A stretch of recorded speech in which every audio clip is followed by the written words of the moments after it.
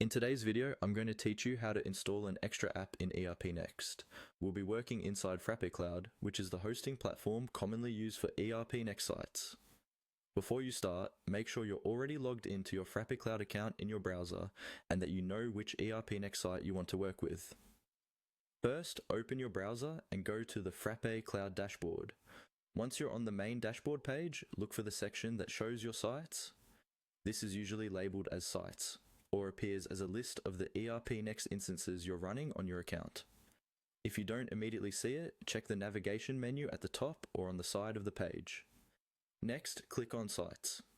This will take you to a page where all of your ERPNext sites are listed. Each entry here represents one site or instance. Take a moment to confirm you're looking at the correct one, especially if you manage multiple environments like staging and production.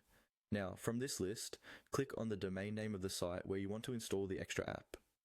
The domain name is usually shown as a link, and selecting it will open that specific site's management page. This page is where you control various settings such as resources, backups, and applications. On the site management page, find the Apps tab or section. This is where you can see which apps are currently installed on your ERPNext site. Go ahead and click on Apps to open the detailed apps view. Once you're on the apps page, look for a button that says Install App. This button starts the process of adding a new application to your site. Click on Install App, and a dialog or panel will appear with a list of available apps that can be installed on this particular ERPNext instance. From the list of available apps, carefully select the app you want to install.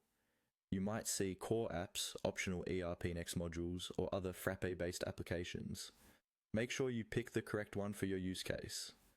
After selecting the app, click on the